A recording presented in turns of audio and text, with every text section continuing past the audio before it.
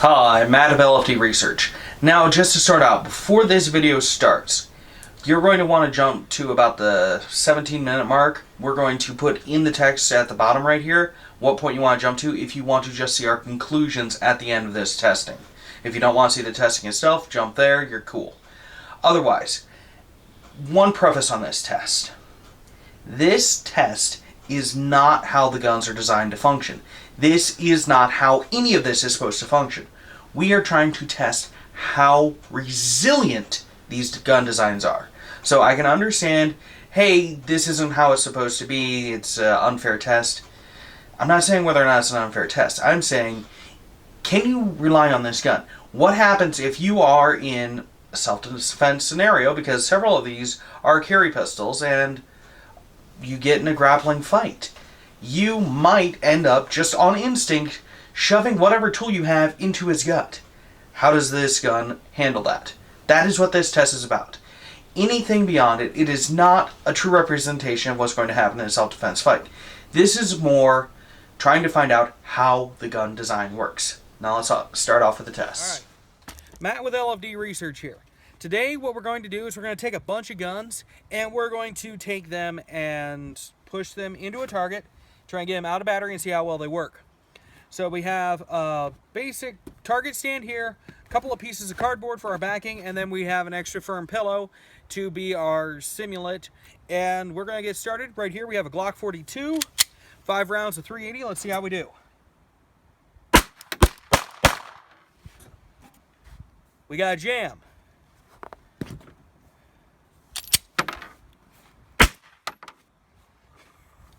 Now watch that fur fly. All right. So if you push too far, it can get caught and jam. If you get too far in, which I kind of got a little too far in, but it works more or less, which was surprising because it was a little bit out of battery there. Not a ton, but a little bit.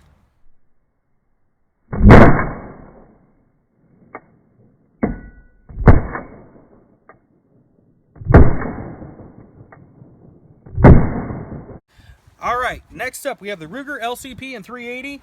Now let's try down here maybe. There we go, a little bit out of battery. Dead trigger. Oh, I saw flame. Oh no, I saw laser. Now that's a heck of a jam.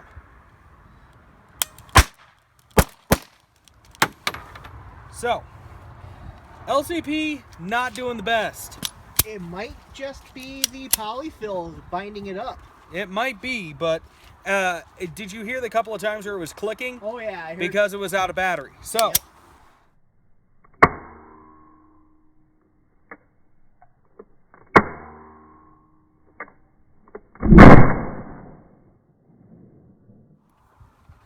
All right, we have the FN57 here. It's this fun little cartridge. And I have a feeling that we might be getting fire here in a second. But let's see how well this thing does on out of battery. Oh, look, we got it out of battery. Uh-oh. Hammer dropped. Hammer dropped, nothing. So I'm going to drop this. And I just created a malfunction. So, as we can see, the 5.7 can go out of battery far enough that it won't fire sometimes, but you can also shove it in there and get some pretty neat stuff. Let's get a couple more rounds and see if we can repeat that first issue. So, the 5.7, if you go straight like this, you can get it out of battery when you're pushing real hard. You can get enough the hammer will drop.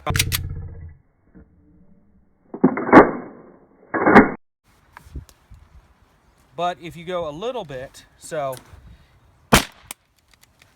there we go. There was one that went, and then the second time didn't work. And the round is still stuck in said chamber.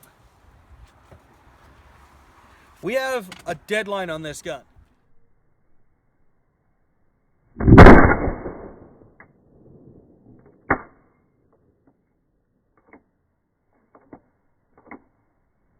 We have a Sig Sauer P6 here. We're going to start off in double action mode. We're going to shove it in, get it out of battery, and see what happens. We're out of battery.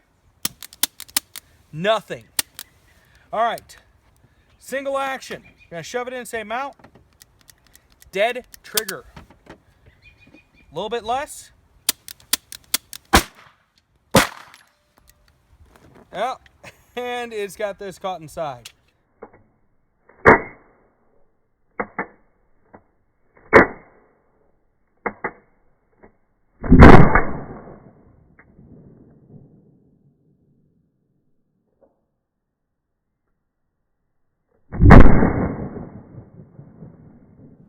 All right, we have us slightly shortened here 1911 from Rock Island. It's not a full size. This is probably a commander or something like it. I don't have the exact terminology. I kind of forgot. So we're just going to get it in here, get it out of battery, and see what happens. Huh. Safety's off. Dead trigger. All right. We're slightly out. Hammer drop. Nothing. Yes, I did load a round. See, right now, we're just barely. It's in battery right now. And it works. But anything out of battery, it doesn't work. And we're going to just quit because...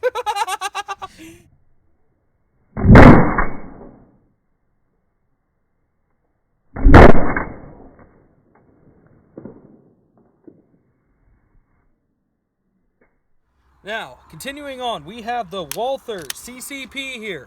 9mm gas delayed blowback. The barrel is fixed, so in theory, it shouldn't be too much of a problem with this test.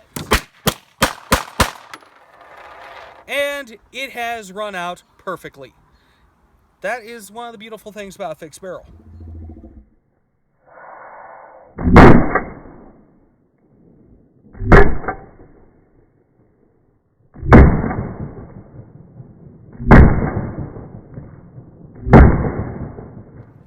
All right, we have the XDS here. I haven't loaded the gun yet. It's got an empty chamber, empty mag well, so I'm going to put my hand in front of the muzzle just to show you something. Now, in theory, this gun, since it's got the longer barrel that extends out past the frame, it's got a lot of surface that can push it out of battery. So, this gun is more likely going to be susceptible than others because it's got nothing holding it in place. So, we're just going to take it, we're going to shove it in. You notice how it's so far out of battery right now? I know my hand is rather back there. So, in battery, out of battery. Dead striker. Okay. Let's see how far out. Is this far out going to work? Little bit. It has to barely be out of battery.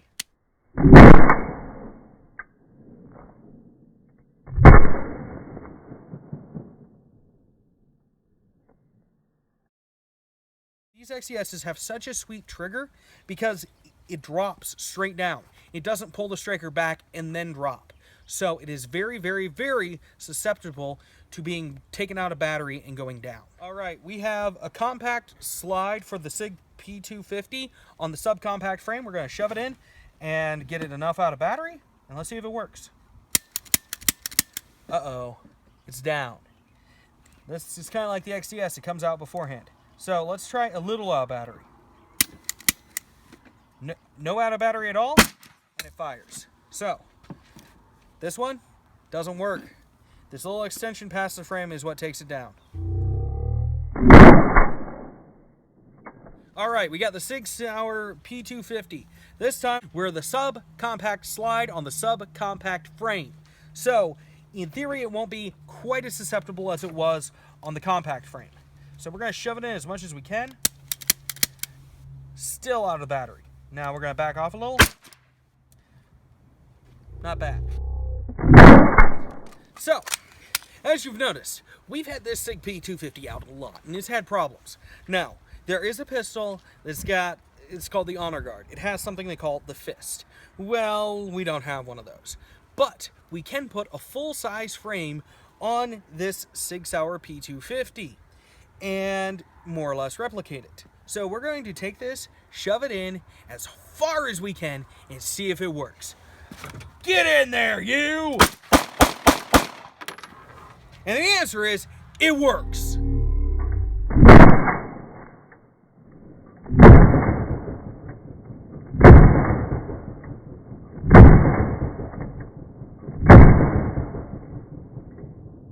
we have the Ruger SP101 here. 5 rounds of 357 Magnum, except we're loaded up with 38 Special just because I don't feel like Daddy wants a wrist breaker or a fire tonight. So, this thing's a revolver. No matter how much we push on it, it's going to fire. So we can shove it in here as much as we want and just...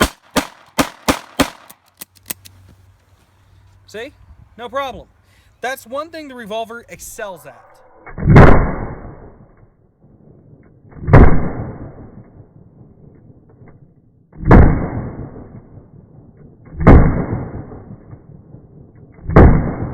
Alright, Glock 17 here.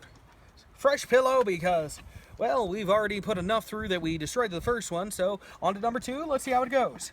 We're going out as far as I can manage out of battery, dead trigger. Alright, so let's go more manageable, slightly out, dead trigger. Let's see a little bit, let's right here, not dead trigger. Though, it didn't want to let go of the gun. Since we just did Glock number 17, let's do Glock number 19. You know, do it in a sequential order, right? So, we're going to shove it in. Let's see how it does. Dead trigger. Completely dead. So, we're going to go a little less. Jammed the gun. So, when shoving it in, it pulled enough that it caught the front sight. We have a jammed gun. So, we're going to call it at that. It did not eject the round.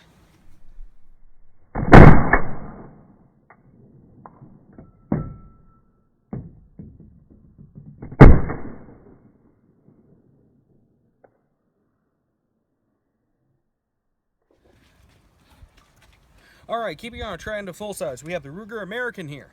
So, this thing's striker fired. We're just going to shove it in as much as I can manage. Dead trigger. So, as you'll notice, it's a theme. Dead trigger, back off a little bit. Still dead trigger. Alright, let's go completely into battery. Is there any amount off we can get it? When it's barely off, we're good. But that's still not good. You can't shoot this gun out of battery, unfortunately. We got the Smith & Wesson SW99, which is a copy of the Walther P99. We'll get back to that in a second. We're going to shove this thing in here, see how it does. So much out of battery, it doesn't work. Let's back it off a little bit. We're still slightly out of battery. There we go, and darn, did that throw a lot of stuff. And guess what? The gun actually cycled, so we're good to go again. So, that much out of battery, the gun doesn't work. So if I shove it in there as far as it will, gun is dead lined. We're going to... Yep. Dead lined.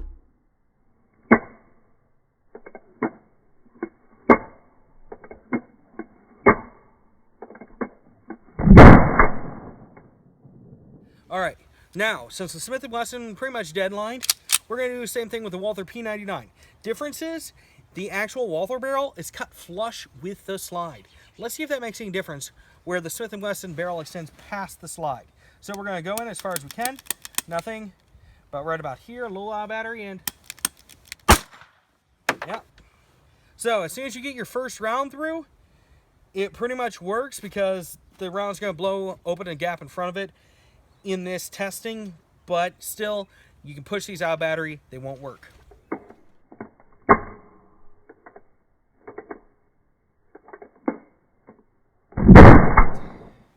I know, I love Walthers. And we got one more Walther to break on out because, come on, I'm a bit of a Walther fanboy. Though, I will say if there's problems, and as you've noticed, they haven't all done the best. So, right now, we have a Walther PPK. So, we're going to shove it on in. This one's got a fixed barrel. And honestly, I can barely get it out of battery at all. It's a little bit out, but not really much. But it is enough that it slaps you when it hits. And it's, the trigger is actually disconnected. Keep going. So, you have to get into battery for the trigger not to disconnect. So let's see how it goes again.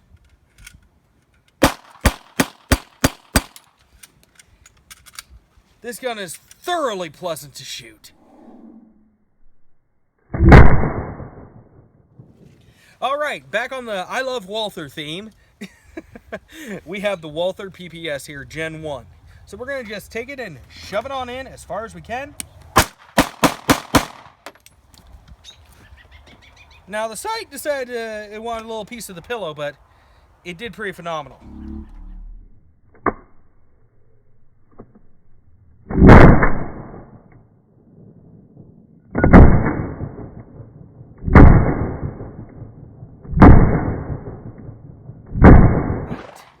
We have the FNX-45 Tactical here. Might be one of the last times this appears on the channel, who knows. Now, this one has a barrel that extends really, really far out there. Let's see how that is handled on this test when you shove it in. It's out of battery already. Does it work? The answer is, Captain, it does not work out of battery. When you get back into battery, it works, but until then, it don't work.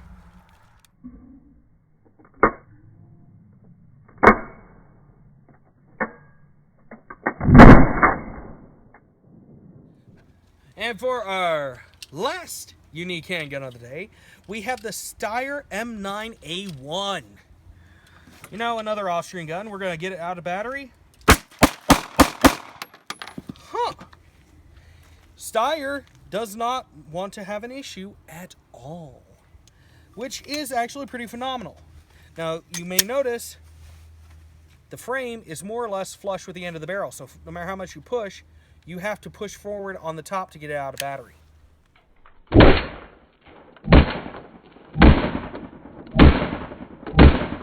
And last but not least, my favorite gun, my carry pistol, the HK VP9.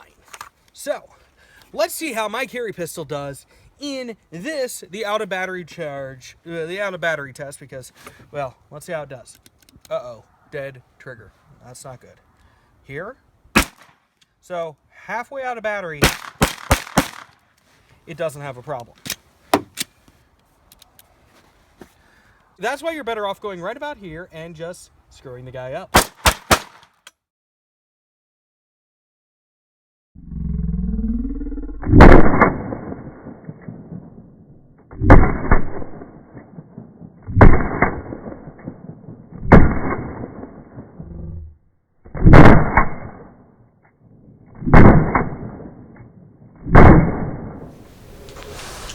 Alright, now that we've finished the test, as you saw, we tested some concealed carry handguns, we tested some full-size guns.